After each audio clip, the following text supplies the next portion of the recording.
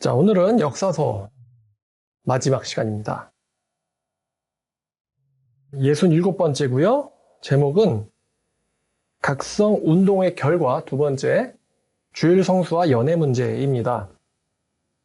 자, 성경 본문은 느헤미야예요. 느헤미야 13장입니다. 13장입니다. 자, 오늘도 주제별로 묶을 거예요. 자, 첫 번째 문제가 뭐냐? 바로 이 안식일 문제입니다. 느헤미야 13장 15절입니다. 자, 15절부터 21절까지. 자, 그때 내가 본즉 유다에서 어떤 사람이 안식일에 술틀을 밟고 곡식단을 나귀에 실어 운반하며 포도주와 포도와 무화과와 여러 가지 짐을 지고 안식일에 예루살렘에 들어와서 음식물을 팔기로 그날에 내가 경계하였고, 또 트로 사람이 예루살렘에 살며 물고기와 각양 물건을 가져다가 안식일에 예루살렘에서도 유다 자손에게 팔기로 내가 유다의 모든 귀인들을 꾸짖어 그들에게 이르기를 너희가 어찌 이 악을 행하여 안식일을 범하느냐? 너희 조상들이 이같이 행하지 아니하였느냐? 그래서 우리 하나님이 이 모든 재앙을 우리와 이 성읍에 내리신 것이 아니냐? 그럼에도 불구하고 너희가 안식일을 범하여 진노가 이스라엘에게 더욱 심하게 임하도록 하는도다.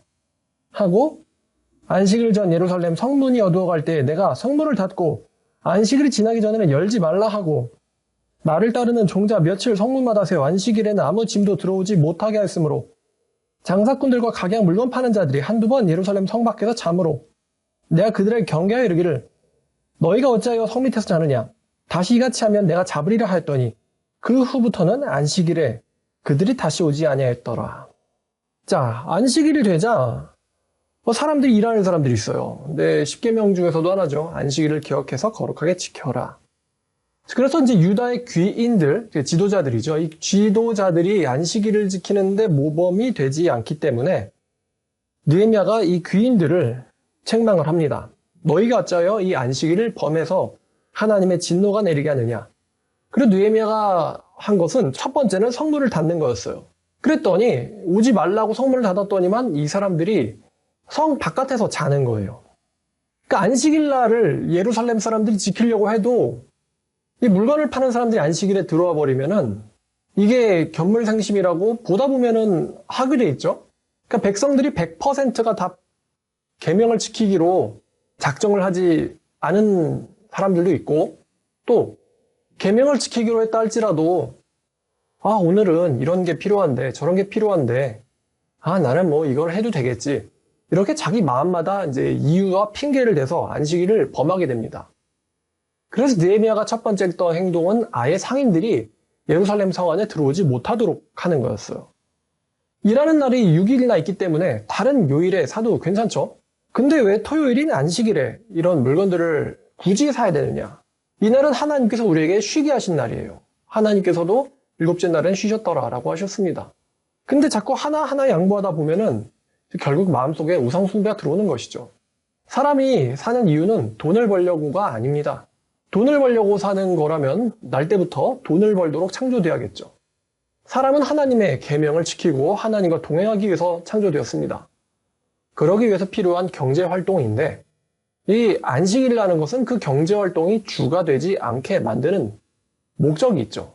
그래서 열심히 일하다가도 안식일이 오면은 쉬는 것입니다. 사람이 일 중독에만 빠지지 않게 만들려고 하는 거죠. 요즘 현대인들은 굉장히 많은 사람들이 일 중독입니다. 쉬어도 제대로 쉬는 게 아니죠. 쉴 때조차도 일 생각을 하느라 마음이 쉼에 들어가지를 못합니다. 자, 이 느헤미야는요, 안식일을 범하는 것은 이스라엘이 쫓겨나게 된 중대한 원인이라고 말합니다. 예레미야 17장 21절을 보겠습니다. 예레미야 17장 21절. 자, 여호와께서 이와 같이 말씀하시되 너희는 스스로 삼가 안식일에 짐을 지고 예루살렘 문으로 들어오지 말며. 자, 들어오지 말래요. 안식일에 너희 집에서 짐을 내지 말며 어떤 일이라도 하지 말고 내가 너희 조상들의 명령같이 안식일을 거룩히 할지어다. 그들은 순종하지 아니하고 귀를 기울이지 아니하며 금목을 곧게 하여 듣지 아니하며 교훈을 받지 아니하였느니라. 여호와의 말씀이니라. 너희가 만일 삼가 나를 순종하여 안식일에 짐을 지고 이 성문으로 들어오지 아니하며 안식일을 거룩히 하여 어떤 일이라도 하지 아니하면 다윗의 왕에 앉아있는 왕들과 고관들이 병과 말을 타고 이 성문으로 들어오되 그들과 유다 모든 백성과 예루살렘 주민들이 함께 그리할 것이요 이 성은 영원히 있을 것이며 사람들이 유다 성읍들과 예루살렘에 둘린 곳들과 베냐민 땅과 평지의 산지와 네겝으로부터 와서 번제와 희생과 소제와 유향과 감사제물을 여호와의 성전에 가져오려니와 그러나 만일 너희가 나를 순종하지 아니하고 안식일을 거룩되게 아니하여 안식일에 짐을 지고 예루살렘 문으로 들어오면 내가 성문에 불을 놓아 예루살렘 궁전을 삼키게 하리니 그 불이 꺼지지 아니하리라 하셨다 할지니라 하시니라. 아마 안식일을 이렇게 경계하고 경고한 것 중에서 예레미야만큼 강한 말씀은 없을 겁니다. 안식일을 잘 지키면은 이 예루살렘 성에 유다의 왕들이 들어올 것이고 또 너희들의 그 희생제물이 끊이지 않겠지만 너희가 만약에 안식일을 지키지 않으면 내가 이 성에 불을 놓아 이 불이 영원히 꺼지지 않을 것이다. 근데 예레미야 문맥을 보니까 결국에는 이 성이 멸망당했다는 걸 보면 안식일을 범하는 일이 빈번하게 있었던 것 같습니다. 그러니까 이 느헤미야는 안식일을 범한 것이 예레미야의 경고처럼 멸망당하게 된 중대한 원인이라고 진단을 한 것이죠. 안식일은 하나님을 경배하는 날이기도 합니다. 우리 교회가 안식일, 이제 우리 기독교인들한테는 이 쉬는 날이 토요일이 아니고 이제 일요일이죠. 예수님이 부활을 그날에 하셨기 때문인데요. 우리 교회도 예배 끝난 뒤에 일요일이죠. 토요일에도 그러고 일요일에도 그러는데요. 전도를 합니다. 전도하면 여러분 피곤해지죠. 그리고 또 목도 마릅니다. 그래서 우리가 음료를 사요. 어떤 좀 이제 고지식한 분들은 왜 주일날 이렇게 거래를 하느냐, 물건을 사느냐라는 분이 있을 수 있어요. 그런데 전도를 하느라 갈증이 생긴 걸 해소하려고 물을 사거나 커피를 사는 거. 자, 우리가 이렇게 전도할 때 음료를 사는 게 과연 아니면 밥을 먹는 것이나요? 이게 나를 위해 사는 걸까요? 아니면 하나님을 위해 사는 걸까요? 마태복음 12장을 보면은 1절부터 8절까지입니다. 예수님의 제자들이 안식일을 범하는 내용이 나옵니다. 하나님의 교회를 반증할 때 제가 이 요절을 잘 쓰죠. 자, 그때 예수께서 안식일에 밀발 사이로 가실 때 제자들이 시장하여 이삭을 잘라 먹으니 바리새인들이 보고 예수께 말하되 이게 일이거든요. 일하니까 보시오 당신의 제자들이 안식일에 하지 못할 일을 합니다. 그러자 예수께서 이르시되 다윗이 자기와 그 함께한 자들이 시장할 때 한 일 알지 못하느냐. 그가 하나님의 성전에 들어가서 제사장 외에는 자기와 그 함께한 자들이 먹어서는 안 되는 이 진설병을 먹지 아니하였느냐. 또 안식일에 제사장들이 성전 안에서 안식을 범하여도 죄가 없음을 너희가 율법에서 읽지 못하였느냐. 내가 너에게 이르노니 성전보다 더 큰 이가 여기 있느니라. 나는 자비를 원하고 제사를 원하지 아니하노라 하는 뜻을 너희가 알았더라면 무죄한 자를 정죄하지 아니하였으리라. 인자는 안식일의 주인이니라 하시니라. 여기서 예수님께서 말씀하시기를 제사장들은 안식일을 성전 안에서 범해도 죄가 되지 않는다. 여러분 질문을 할 것인데요. 제사장들이 성전 안에서 무슨 일을 할까요? 하나님의 일을 할까요? 사람의 일을 할까요? 결국 하나님을 위한 일을 하겠죠. 그래서 제사장들은 성전에서 안식을 범해도 죄가 되지 않는다라는 이 특례의 사항을 갖고 있습니다. 그러면 우리 크리스천들, 바로 베드로에 따르면은 제사장들이죠. 영적 제사장들입니다. 그럼 크리스천들이 일요일 날에 우리 교회 사람들 말하는 거예요. 전도를 합니다. 누구를 위해서 하는 걸까요? 또 전도를 하고 물을 사 마십니다. 음료를 사 마십니다. 왜 사 마시는 걸까요? 사도 바울은 고린도 전서 10장 31절에서 이렇게 말합니다. 유명한 말씀입니다. 그런즉 너희는 먹든지 마시든 무엇을 하든 다 하나님의 영광을 위해서 해라. 또 로마서 14장 7절과 8절에서 바울은 이렇게 말합니다. 우리 중 누구든지 자기를 위하여 사는 자가 없고 자기를 위하여 죽는 자도 없도다. 우리가 살아도 주를 위하여 살며 죽어도 주를 위하여 죽나니 그러므로 우리는 사나 죽으나 주의 것이로다 라고 바울은 말한다는 것이죠. 여기서 바울의 삶의 방식이 나옵니다. 무엇을 하든 하나님을 위해서 산다. 이게 바울의 말이에요. 따라서 정말로 하나님께 헌신된 크리스찬들이 주일이나 토요일에 안식일을 범하는 것은 죄가 되지 않습니다. 예수님의 말씀에 따라서 말입니다. 그런데 일요일 날도 정말 어디서 봤던 내용인데요. 7일 중에서 하루가 주님의 거. 근데 7일을 다 드리는 것도 아까운 거예요. 그래서 일요일 날 아침부터 12시 혹은 1시까지만 주님의 거. 그리고 1시부터는 내 거. 이렇게 사람들이 주일을 조각조각 내가지고 주일조차도 하나님께 온전히 드리지 않습니다. 주일날 예배가 끝나도 그 뒤로 하나님을 위해서 하거나 아니면은 쉼을 얻는데 시간을 쓰는 게 아니라 자기의 목적을 달성하려고 자기 일을 하려고 일을 하는 사람들이 말이죠. 성경에 따르면 안식일은 온전히 쉬거나 아니면 하나님을 위해서 써야 합니다. 그러니까 우리 교회가 전도를 하는 거죠. 근데 이 전도할 시간도 없어서 그러니까 자기 일 하려고 하는 거죠. 그러면 이제 제가 뭐 그들의 속사정까지 자세하게 따지진 않겠습니다만 집에 가서 전도하는 거다. 아니면 쉬려고 좋아요. 근데 성경은 원칙적으로 안식일은 하나님을 위해서 써야 한다라고 말하고 있는 것입니다. 자, 그래서 이 느헤미야 때 첫 번째 문제, 바로 안식일을 제대로 지키지 못했다. 지난번에 이 세 가지 주제의 문제가 일어났었다고 이야기했었어요.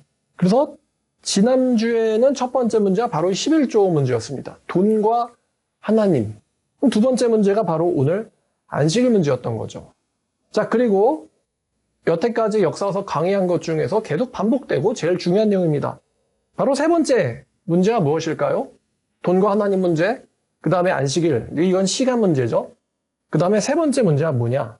바로 이 통혼 문제입니다. 쉽게 말하면 연애 문제라는 거죠. 연애 문제. 자, 느헤미야 13장으로 돌아가서 13장 4절부터 9절까지 보면은 이전에 우리 하나님의 전에 방을 맡은 제사장 엘리야십이 도비아와 연락이 있었다. 이상하네. 제사장이 도비아와 연락이 있었다. 도비아를 위하여 한 큰 방을 만들었으니 그 방은 원래는 소재물과 유향과 그릇과 또 레위 사람들과 노래하는 자들과 문지기들에게 11조로 주는 곡물과 새 포도주와 기름과 또 제사장들에게 주는 거제물들을 두는 곳이라. 그러니까 제사장들을 위하여 예비한 공간인데 이 제사장인 엘리야십이 이 방을 도비아라는 사람에게 줬어요. 도비아에게 살림을 차려줬습니다. 성전 안에요. 그래서 자 그때에는 내가 예루살렘에 있지 아니하였으니라. 바벨론 왕 아닥사스다 32년에 내가 왕에게 나아갔다 며칠 후에 왕에게 말미를 청하고 예루살렘에 이르러서야 엘리야십이 도비아를 위하여 하나님의 전 뜰 방을 만든 악한 일을 안지라. 내가 심히 근심하다 도비아의 세간을 그 방 밖으로 다 내어 던지고 명령하여 그 방을 정결하게 하고 하나님의 전에 그릇과 소재물과 유향을 다시 그리로 들여놓았으니라. 이 도비아가 누굽니까? 예전에 산발랏이 느헤미야를 암살하려고 했었습니다. 성을 지으려고 하니까 암살하려고 했어요. 암살하려고. 제가 설교했었죠.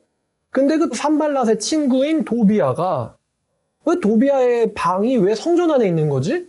그러니까 느헤미야를 암살하려는 주동자의 친구인 도비아의 방이 성전 안에 있습니다. 그러니까 느헤미야가 완전히 경악할 만한 내용이에요. 아니 산발랏과 도비아가 누구냐? 하나님의 성전과 하나님의 성이 세워지는 것을 굉장히 반대했던 사람들이거든요. 쟤네가 짓는 성은 여기만 올라가도 무너진다. 이런 식으로 조롱했던 애들이에요. 근데 왜 걔네들 방이 성전 안에 있는 걸까? 느헤미야 깜짝 놀랐어요. 야, 벌써 여기까지 타락하게 됐구나. 여기까지 타락하게 됐구나. 성전 안방에 예루살렘을 무너뜨리려는 자의 방이 있다. 원래는 레위인들과 제사장들에게 줄 성물을 보관하는 곳이었는데 아니 그들을 위하여 성물을 보관하는 방에 도비아 성전을 파괴하려는 자의 방이 있단 말이야? 왜 깜짝 놀라죠? 그래서 그 세간을 정리를 합니다. 근데 어쩌다 이 도비아의 방이 성전 안까지 들어왔느냐? 자, 13장 1절과 3절 읽고 이 문제를 한번 넘어갈게요. 자, 그날 모세의 책을 낭독하여 백성에게 들렸는데 그 책에 기록되기를 암몬 사람과 모압 사람은 영원히 하나님의 총회에 들어가지 못하리라. 이는 그들의 양식과 물로 이스라엘 자손을 영접하지 아니하고 도리어 발람에게 뇌물을 주어 저주하게 하였음이라. 그러나 우리 하나님이 그 저주를 돌이켜 복이 되게 하셨다는지라. 백성이 이 율법을 듣고 곧 섞인 무리를 이스라엘 가운데서 모두 분리하였느니라. 백성 가운데 이 암몬과 모압 사람들이 있었어요. 그래서 이 사람들을 분리하자. 또 이런 일이 있었습니다. 지금 같은 주제가 계속 나와요. 23절부터입니다. 23절부터 자 끝까지인데요. 자 그때 내가 또 본즉 유다 사람이 아스돗과 암몬과 모압 여인을 맞아 아내로 삼았는데 지금 여기 아스돗, 암몬, 모압 나오죠? 아내로 삼았는데 그 자녀들이 여러분 아스돗이 어디예요? 그 블레셋의 땅이거든요. 그래가지고 하나님의 교회를 가져갔던 도시입니다.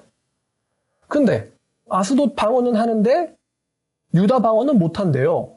그러니까 이런 거죠. 한국인인데 한국말을 못하는 한국인. 이런 거죠. 이스라엘 백성인데 히브리어는 못하고 아스돗 말을 하는 거예요.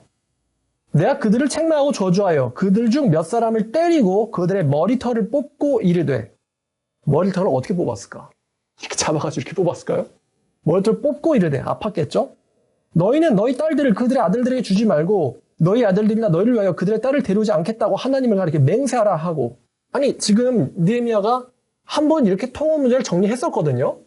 분리까지 시켰는데 이게 지금 또 시간이 지나니까 이렇게 하는 거예요. 느헤미야가 지금 처음에 와서 통호 문제 정리했을 때가 12년 전인데 아닥사스다 32년이래잖아요. 12년이 지났어요.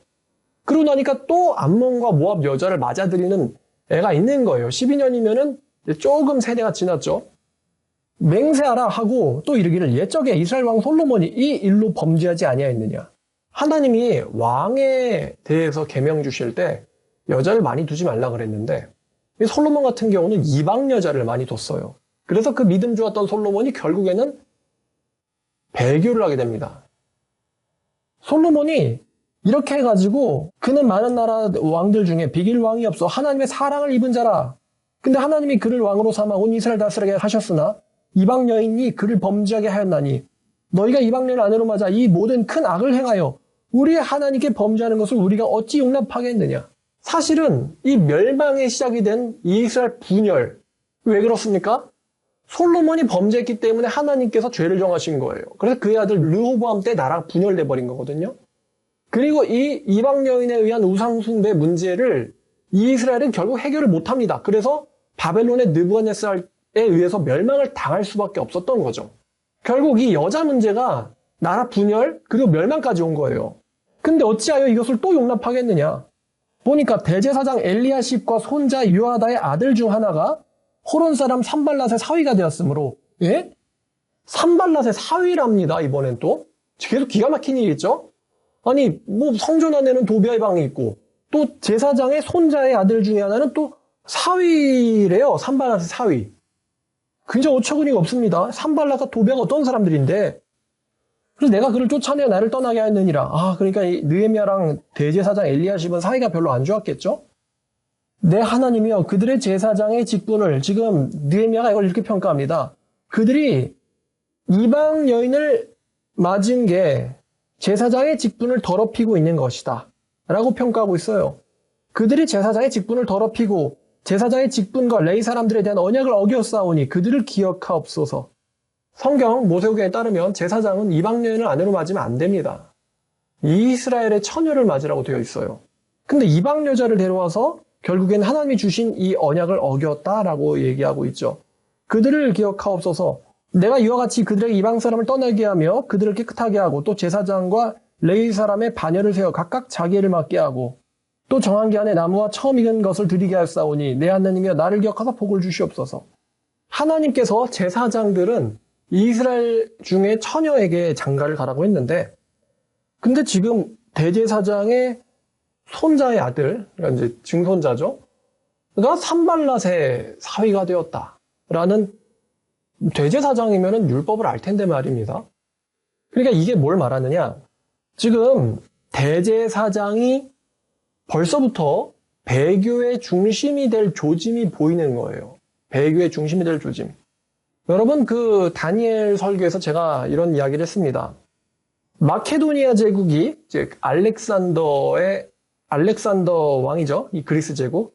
마게도니아 제국이 분열되고 나서 이 디아도코의 시대에 이스라엘을 통치했던 나라가 셀레우코스라는 왕국입니다. 이집트의 프톨레마이오스와 이 시리아의 셀레우코스. 근데 이 셀레우코스 왕국 시대에 다니엘서에서 적그리스도로 가리키는 인물이 있는데 바로 안티오코스 4세 에피파네스입니다. 이 사람한테 뇌물을 주고 대제사장직을 산 사람이 있는데 바로 대제사장 메넬라오스라는 사람입니다. 이 메넬라오스란 이름 자체가 언제라고 그랬어요? 안티오코스 4세 에피파네스 때라고 말씀드렸죠? 근데 이 메넬라오스란 이름 자체가 그리스 신화에 나오는 이름이거든요. 아니 대제사장의 이름이 그리스 신화를 본딴 이름을 갖고 있어요. 그리스 신화에 나오는 인물의 이름이 메넬라오스입니다. 그러면 어떻게 메넬라오스가 대제사장이냐? 이 사람이 뭔 일을 했냐? 유대교를 수호해야 되는 이 대제사장이 오히려 헬라의 우상을 숭배하는 사람이었어요. 헬라 우상 숭배자로서 대제사장, 즉 종교 지도자인데 배교를 주도하고 이스라엘을 또 레위인들을 미혹하고 성경을 불사르고 유대인들, 성실한 유대인들을 처형하고 또 투옥시키는 이런 엄청난 일이 대제사장 메넬라우스 때 일어났습니다. 지금도 보니까 러시아 정교의 총대주교가 그런 말을 한다고 하죠. 희생을 하면은 모든 죄가 사함을 받는데 군인으로 복무하는 게 희생이랍니다. 뭐냐면 십자군 같은 거죠. 러시아군으로 군복무를 하면은 모든 죄가 사함받는다. 이렇게 설교를 하고 있는 거예요. 총대주교라는 사람이. 왜 그런 말 하겠습니까? 러시아는 명백히 지금 침략국이거든요. 근데 침략을 해놓고는 전쟁에 복무하면 모든 죄가 사함받는다. 이런 말을 총대주교가 하고 있단 말이에요. 일반 신도도 아닌데. 대제사장이 이처럼 정치랑 결탁해서 배교하는 일은 역사적으로 흔하게 일어났었습니다. 근데 마찬가지입니다. 왜 이 엘리야십이 산발락과 연락이 있었을까? 도비아와 연락이 있었을까? 그들도 저 강 건너 쪽에 유력한 세력을 가진 사람들이었어요. 그러니까 힘 있는 사람한테 빌붙어가지고 자기의 종교적 힘을 그 사람들한테 주는 거죠. 그리고 자기는 정치적인 힘을 받아먹는 것입니다. 기브 앤 테이크 같은 거죠. 그 다니엘서의 적그리스도 기원전 170년부터 164년까지 있었던 일인데요. 이 조짐이 대제사장이 배교를 주도하고 성실한 종교인들을 처형하는 일들, 죽이는 일들, 이 배교의 조짐이 느헤미야 때부터 벌써 발견되기 시작했어요. 아니 회복운동 일어난 지 얼마나 됐다고. 지금 성 만들고 나서 12년밖에 안 지났어요. 근데 대제사장이 벌써 이방 사람들과 연락을 하고 이방 사람의 여자를 데려와가지고 자기 아들 손자랑 결혼시키고 이러고 있단 말이에요. 그러니까 회개는 참 어려운데 정화시키고 성화시키는 건 참 어려운데 타락은 너무 빨라요. 너무 빠른 속도에 벌써부터 종교 지도자가 이미 벌써 타락을 하고 있는 거죠. 여러분 생각해 보세요. 엘리야십이 성전 안에 방을 더럽혔어요. 또 엘리야십이 자기 손자, 아들 중 하나를 그 산발랏의 사이로 삼아버렸습니다. 그렇다는 건 이 엘리야십이라는 사람이 어떤 인물이니까 이 엘리야십과 느헤미야의 사이는 어땠을까? 분명히 안 좋았을 겁니다. 그러면 그 대제사장 밑에 있는 제사장들은 어떤 영향을 받았을까? 분명히 제사장들은 마음이 불편할 거예요. 아니 대제사장이 배교를 하려고 하는데 배교하려고 하는 제사장들을 더 힘을 주고 또 성실하려고 하는 이 제사장들한테는 업무에서 배제시키고 이렇게 했겠죠? 벌써부터 이 타락의 조짐이 일어나기 시작했어요. 자, 그러면 왜 느헤미야가 이렇게 통혼 문제를 이렇게 심각하게 받아들였느냐? 아니 뭐 대제사장 엘리야십은 그랬을 거예요. 그럴 수도 있지. 힘 있는 사람과 손잡으면은 정치하는데 더 편하잖아. 하나님의 나라를 돌보는데 더 편하잖아. 손잡을 수도 있지. 근데 보세요, 여러분. 여러분 지금 여기 이 24절을 보니까 이 통혼한 사람들의 자녀들이 이스라엘말을 못한다고 하죠. 통혼 문제는 뭐랑 연결됩니까? 이 문화 문제랑 연결됩니다. 문화 문제. 이게 지금 뭐가 된 겁니까? 첫 번째는 이 통혼 문제는 문화 문제로 연결된다. 그럼 그 다음에 두 번째는 뭐냐? 이게 결국 뭐가 일어나기 시작하냐면 이스라엘의 문화가 말살되는 거예요. 이스라엘의 문화 말살. 히브리어를 못하는데 아스돗 말은 한다. 여러분 문화가요. 뭐에 기초를 두고 있습니까? 바로 문자에 기초를 두고 있습니다. 문자를 모르면 문화를 이해할 수가 없는 거죠. 그래서 우리나라 일제강점기 때 일제가 마지막에 쓰려고 했던 게 문화 말살 정책이었어요. 그래서 한국인들에게 강제로 일본어를 배우게 했죠. 지금도 그 잔재들이 남아 있습니다만. 그래서 문자를 모르면요, 문화를 배울 수가 없어요. 근데 그럼 그 통혼한 자녀들이 이스라엘 어는 모르는데 아스돗 말은 한다. 그럼 얘네가 이스라엘어를 읽겠어요? 여러분 얘네가 성경을 읽겠습니까? 결국 이스라엘의 문화가 말살되죠. 그 당시엔 이스라엘 문화와 종교는 붙어 있었으니까요. 그러면 이 문화가 말살된 녀석들이 그 다음으로 뭘로 갈까요? 이 통혼한 녀석들의 자녀들이 이스라엘 문화를 배척하게 되고 무지하게 되고요. 그 다음에 세 번째로는 뭘로 연결되냐면은 배교로 가게 됩니다. 그 당시에 문화가 중심은 종교였기 때문에 문화 말살은 곧 배교를 의미합니다. 여호와를 잊어버린다는 거죠. 그러니까 네 번째로 뭐로 연결됩니까? 배교하면 뭘 당한다? 멸망을 당한다는 거예요. 멸망을 당한다. 즉 통혼 문제는 어디까지 연결됩니까? 멸망까지 연결되는 것입니다. 한번 우리 시대로 와보죠. 크리스찬이 안 믿는 여자 혹은 안 믿는 남자랑 사귄다? 그러면은 그 자녀들 어떻게 될까요? 뭐 요즘 이미 그렇게 된 것 같거든요. 엄마는 교회 다니고 아빠는 교회 안 다니고 그러면 그런 집안의 자녀들은 교회 다닐까? 안 다니겠죠? 자기 아빠도 안 다니고 자기 엄마가 자기 아빠가 안 다녀도 뭐라고 안 하잖아요. 일본 보세요. 일본에 있는 크리스찬들은 자기 이제 배우자가 무슨 종교를 믿든 상관하지 않습니다. 그러니까 이제 남편은 신토, 여자는 기독교, 반대로 남자는 기독교, 여자는 신토. 일본의 이거 말하는 거예요. 일본 그래요. 그러면 그런 부부의 자녀는 교회를 다닐까요? 당연히 안 다니지. 자기 아내나 남편도 관여하지 않으려고 하는데 자식한테는 뭐. 그러니까 자식 그러겠죠. 나 귀찮게 하지 마라. 네 아내나 네 남편부터 먼저 믿게 해라. 결국에는 이런 커플은 기독교 문화를 버리게 돼 있죠. 기독교 문화를 버리게 돼 있어요. 요즘 보세요. 걔네들이 교회 다니나. 그렇게 막 이제 섞여서 한 사람들의 자녀 세대가 교회를 다니나. 결국 기독교를 배신하게 되죠. 하나님을 망각하게 됩니다. 근데 지금 역사서의 이 루틴 따라가면은 하나님을 망각하게 되면은 결국 뭘 당합니까? 이스라엘 백성들이 멸망을 당한다는 거죠. 멸망을 당한다. 이 수순, 통혼 문제, 문화 말살, 배교, 멸망. 그죠? 통혼 문제, 문화 말살, 배교, 멸망. 이것은 문화란 기독교 문화를 말하는 거예요. 이 수순을 벗어나질 못합니다. 벗어나질 못해요. 이건 연결돼 있어요. 이 첫 번째 단추이기 때문에 다시 말하면 연애하는 문제. 여러분 연애를 날라리 아니면 이방인 무신론자랑 하다가 결혼은 굉장히 막 독실한 크리스찬이랑 하겠습니까? 연애는 날라리랑, 연애는 무신론자랑, 연애는 양아치랑 하다가 결혼은 독실한 크리스찬이랑 그렇게 하는 여자나 남자가 있을까요? 다시 말하면 연애 문제는요. 멸망으로 직결되는 굉장히 중요한 문제입니다. 연애 문제는 생명이냐 멸망이냐로 직결되는 매우 중요한 문제라는 것입니다. 오늘날 기독교인들이 여기까지 자각을 못하는 것 같지만 말이죠. 즉 연애 문제는 영생 문제가 걸려 있어요. 생명 문제가 걸려 있어요. 역사서에서 우리가 지금 사사기부터 느헤미야까지 왔습니다. 역사서 전체에서 굉장히 중요하게 다뤄지는 문제 중에 하나가 바로 이 여자 문제예요. 여러분 삼손과 들릴라, 사사기죠. 또 솔로몬과 이방 여자들. 삼손이 뭘 잃었어요? 여자 잘못 사귀어가지고 자기 목숨, 자기 사명, 이스라엘 백성을 위한 하나님의 구원의 계획. 자폭할 수밖에 없었잖아요, 삼손이. 솔로몬은 뭘 잃었어요? 이스라엘 민족이라고 하는 민족을 잃었죠. 결국 그 사람 때문에 이스라엘 민족이 멸망의 길을 가게 됐으니까. 네가 다윗처럼 잘 지키면 내가 너를 영원히 네 보좌를 영원하게 하겠지만 네가 다윗의 언약을 깨버리면은 내가 네 나라를 뽑아버리겠다. 그래서 나라가 분열됐고 바로 자식대예요. 결국 분열된 나라 중에 북이스라엘은 진작 멸망해버리고 좋은 왕도 하나 없었고 로보암 내 남유다의 왕국도요. 결국 멸망의 수순을 벗어나지 못했어요. 유명한 커플 있죠. 아합과 이세벨. 아합은 그나마 회개할 수도 있었던 인물인데 이세벨을 사귀어버리는 바람에 만약에 아합의 아내가 아비가일이었더라면 아합의 아내가 아비가일이었더라면 아합이 회개했겠죠? 아합의 아내가 누구였어요? 그 유명한 이세벨이잖아요.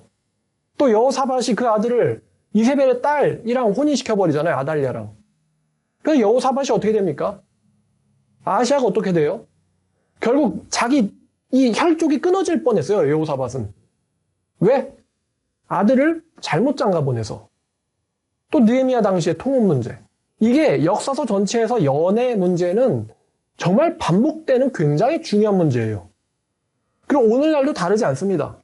기독교 배교의 핵심에는 중심에는 이 연애 문제가 들어있어요. 요즘 기독교인들 연애할 때 그 사람의 신앙이 얼마나 독실한지를 따지는 사람이 얼마나 있을까요? 일단 뭐 자기부터 독실하겠지만 교회만 다니는 사람 말고 정말 전도하고 성경 읽고 또 성경 말씀을 지키고 성경대로 살려고 하는 그런 청년 자체가 얼마 없으니까요. 그냥 교회만 잘 다니는 그런 애들끼리는 결혼해봤자 의미가 없어요. 교회만 잘 다니는 건. 엄마 아빠 때문에 억지로 나가는데 뭐. 자, 그러면 13장 30절을 보십시다. 13장 30절을 보니까 느헤미야가 뭐라고 평가합니까? 이 통혼을 분리시키는 거, 우리 엄마인데, 뭐 내 아내인데, 쫓아내는 거거든요. 쫓아내는 거예요. 정말 가슴이 아프고 마음 아프죠. 정들었는 걸 강제로 떼내야 되니까요. 1년만 알고 지내도 정이 드는데 아내가 됐는데 어머니가 됐는데 떠나보낸다. 굉장히 가슴 아픈 일이 맞습니다. 맞습니다만 그러면 느헤미야는 정말 나쁜 사람이네. 가족을 찢어버리네. 자, 근데 느헤미야가 이걸 뭐라고 평가합니까? 그들에게서 이방 사람을 떠나게 하여 그들을 깨끗하게 만들었다는 거예요. 통혼 문제를 정리한 거는 그들을 깨끗게 한 것이다. 그들을 깨끗게 한 것이다. 육신적으로도 또 정신적, 종교적, 영적으로 그들을 깨끗하게 한 것이다. 정결케 한 것이다. 그러니까 느헤미야가 어떻게 보면 악역이죠. 가정을 파괴하는 것처럼 보이죠. 그러나 느헤미야는 그 일이 그들을 깨끗게 하려고 한 거라고 평가하고 있어요. 물론 성경도 그거를 지지하니까 이렇게 기록이 남았죠. 이방 사람을 정리시킨 것은 그들을 깨끗게 한 것이다. 왜? 여자를 잘못 사귀면 멸망을 당하고 지옥을 간다. 참, 여자 잘못 만나면 멸망도 당하고 지옥도 간다. 물론 칼빈주의적 관점에서는 하나님의 예정은 정해져 있습니다만, 근데 그 예정이 갑자기 억지로 일어나는 건 아니니까 자연스러운 과정을 거치죠.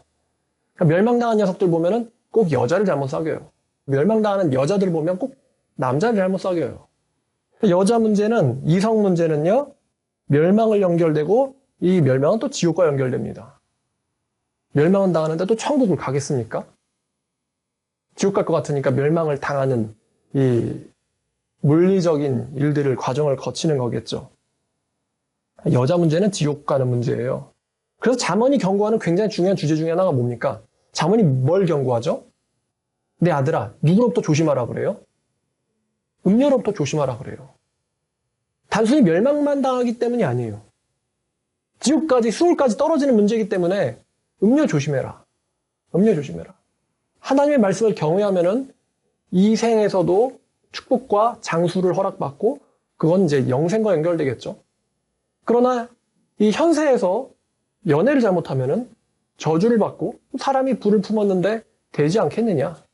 또 불을 밟았는데 되지 않겠느냐. 현실에서도 멸망을 당하지만 죽어서도 지옥까지 연결될 수 있는 굉장히 중요한 문제입니다.